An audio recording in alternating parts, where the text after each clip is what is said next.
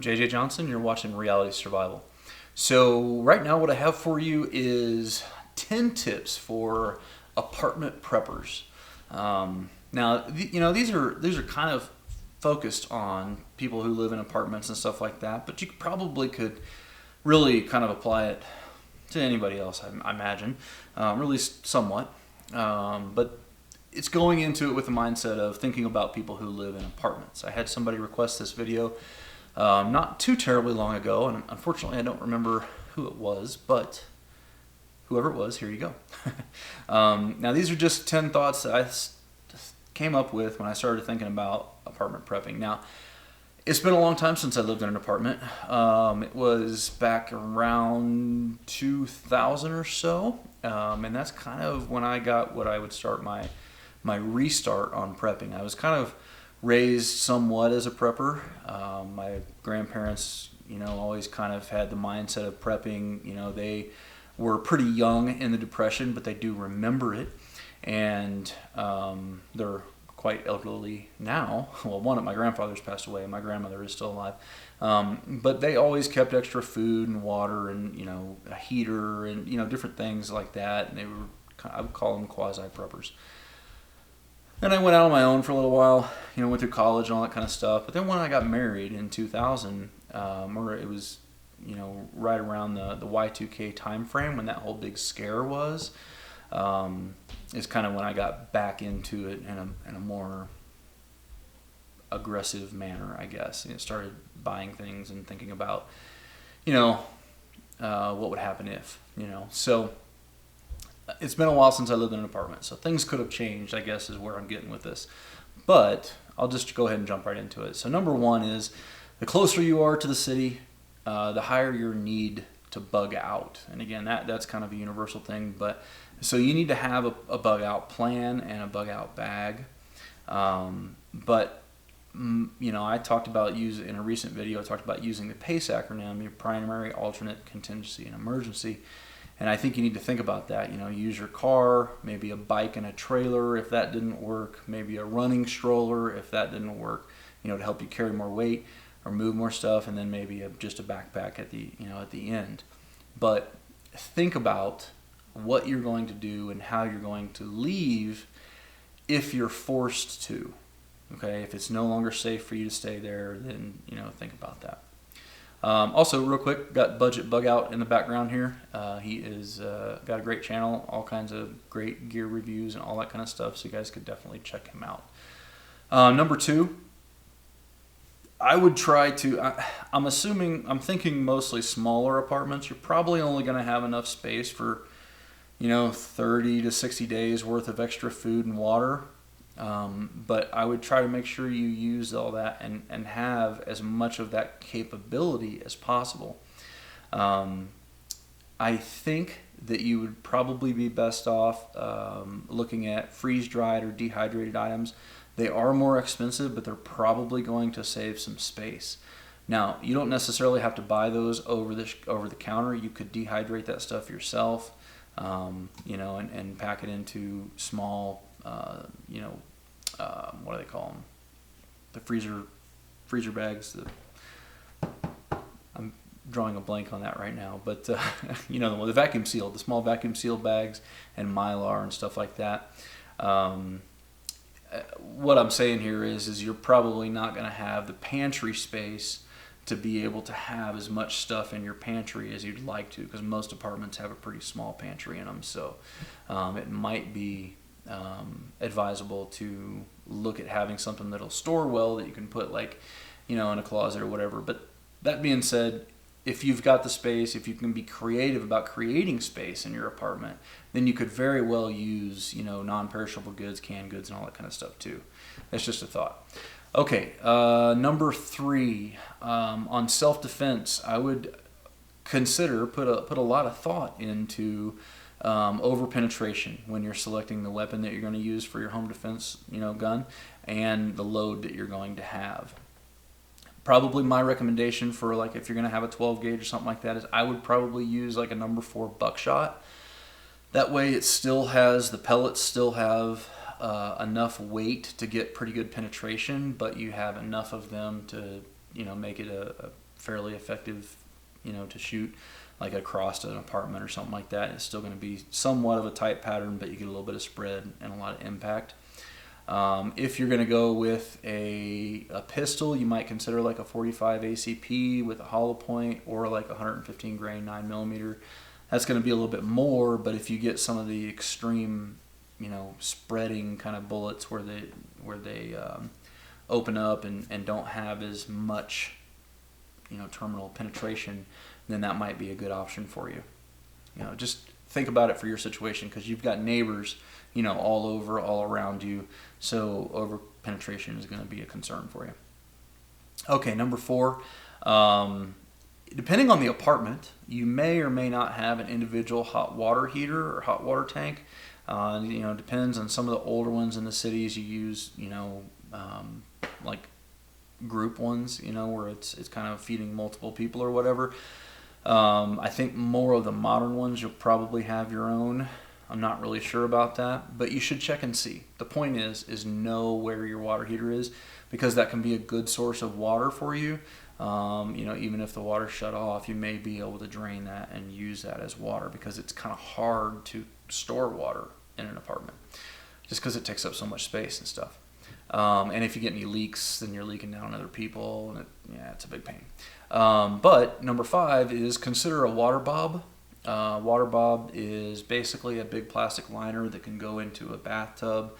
You can fill it up and it keeps the water nice and clean, and then you can, siphon the water out of it for use later and stuff like that. Or if you don't want to buy a water bob, then you could always just fill the tub up. Clean the tub out real good at the first sign of trouble and fill it up, and, use that as it goes. Whew. Oh, I'm gonna sneeze. It's close. Look into the light. Okay, so you could just fill the tub up if you need to. That might be one potential option for you. Now, that's obviously not going to last that long. It's, not the most sanitary thing, but it would probably be fine to, get you through 80% of most disasters that are only going to last a couple of days, or a couple of weeks, or whatever the case may be. Better than that, though, is to be able to have some water storage in your apartment. So we'll hopefully talk more about that here in a second. Okay, number 6 is you may want to consider having a little bit larger than typical medical kit. And the reason I say that is because you're surrounded by people, and you're probably in an urban area, and you may have to render, aid to other people as bad things happen. And if you plan ahead for it, it's not that big of a deal for you to do that, because you can share those supplies, you planned ahead for it, and it's no big deal, and you can help people.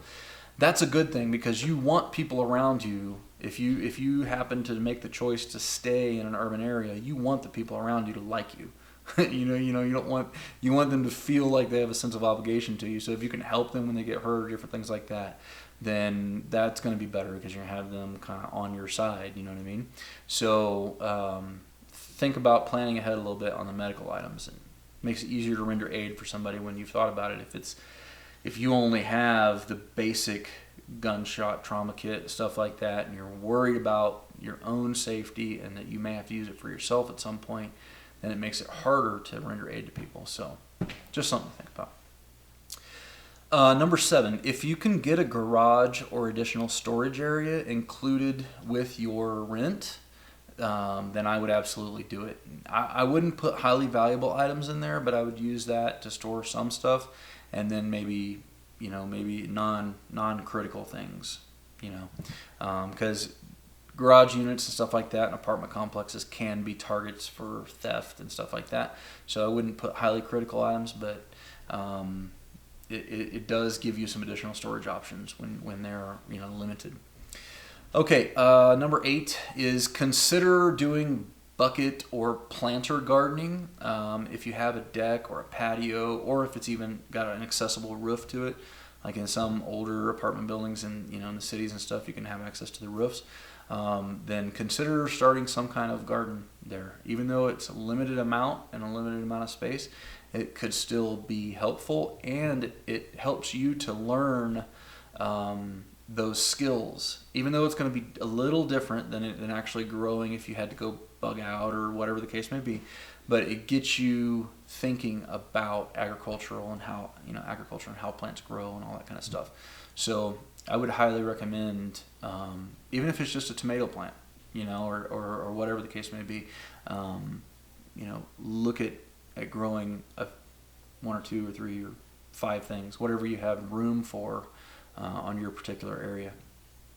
Okay, next thing is number 9. Get creative with storage. Under your bed is a good place that a lot of people tend to use. In the bottom of your closets, you could take and cut a piece of plywood, like 1/4-inch plywood. You could take maybe bricks, like cinder blocks, and put it in each corner and stack that up like, the height of a cinder block or whatever. And you could stuff a bunch of food and medical supplies or whatever up underneath there. You could use water bricks, and you could stack the water bricks on end and then put the plywood on top of that. Those are structurally sound enough that you could, still put your shoes or something on top of it, and that wouldn't be a big deal. Just try to get creative on doing that. You could potentially do hanging shelves hanging from the joists. You would need to look at your lease and all that kind of stuff and see, what you can get away with. If you have a garage unit, you could look at doing storage over the top of the garage rails where the garage door comes up. There's usually a couple of feet of space that's not used in a lot of garages, so that could be a potential option as well. I've made those in houses in the past, and it's worked out really good. Okay, number 10 is try to identify a place for antennas for your communications, whatever communications you have. Look at maybe being able to mount it from the patio. Maybe you've got an overhang. Maybe you can hang one from their patio deck down, or maybe you can run it up to the roof if you've got roof access. If it's not on the front side or the street side. Maybe nearby trees you can run a line into. Just think about how you could work an antenna into your situation there, because that may be beneficial to you in gathering information and gathering intelligence to let you know when you need to leave. Now, maybe you need to leave right at the get-go. Who knows? But maybe not. Maybe your area is not being tremendously affected and it's still safe to stay there, but you need to be able to gather intelligence. So having and thinking about where you're going to run your antennas and stuff like that, if it were necessary, could potentially be important. So anyway, guys, those are just 10 thoughts that I had on apartment prepping. I hope that they're useful. I would love to hear your guys' suggestions for apartment preppers. What suggestions can you give them? Go ahead and put those in the comments below. I definitely appreciate that, and I'll look forward to learning from you. As always, guys, I definitely appreciate it when you click the thumbs up button, when you share it with your friends on Facebook, Twitter, and Google+. And don't forget to live the 6 Ps. Proper prior preparation prevents poor performance. Stay safe, guys.